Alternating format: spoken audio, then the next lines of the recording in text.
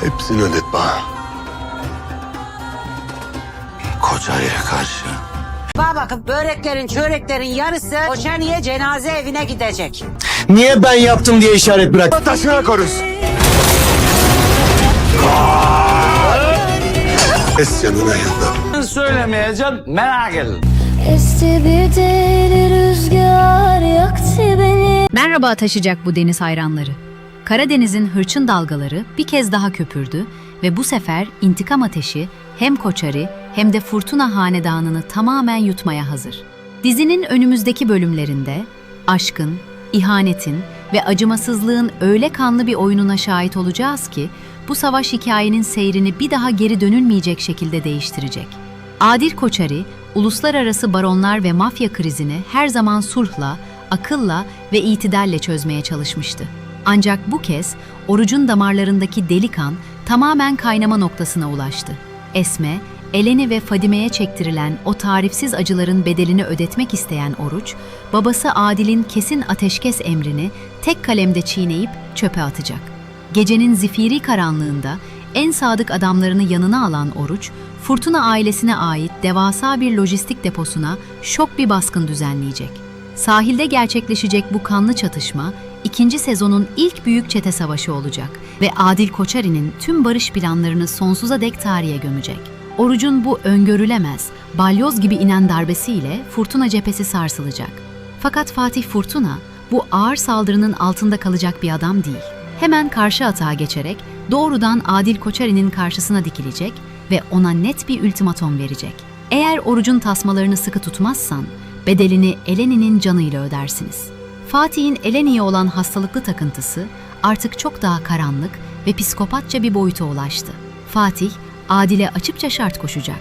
Eğer Karadeniz'de limanların ve gemilerin selametini istiyorsa, Eleni bu konaktan ve Oruç'un hayatından tamamen uzaklaştırılacak. Tüm bu kaosun tam ortasında ise İso, adeta bir gölde piyon gibi gizlice hamlelerini yapıyor. Konağın erkeklerine ve babasına hiç görünmeden, adeta bir hayalet gibi Oruç'un arkasını kollayacak. İso, Timur Volkov'un küresel kargo ağına ve sevkiyat planlarına dair hayati önem taşıyan bazı çok gizli belgeleri ele geçirip gizlice Oruç'a ulaştıracak. Böylece Koçari ailesini mafyanın arkadan vuracağı kör kurşunlardan korumaya çalışacak. Diğer tarafta ise yaşadığı ağır travmayı atlatamayan Fadime, konakta nefes almasına rağmen İso'nun kendini affettirmek için attığı hiçbir adımı kabul etmeyecek. Fadime'nin bu katı ve mesafeli duruşuyla kalbi parça parça olan İso, daha da gözü kara, daha da tehlikeli ve dönüşü olmayan yollara sapacak. Bu sırada Timur Volkov da elindeki asıl büyük kartları masaya açmaya hazırlanıyor.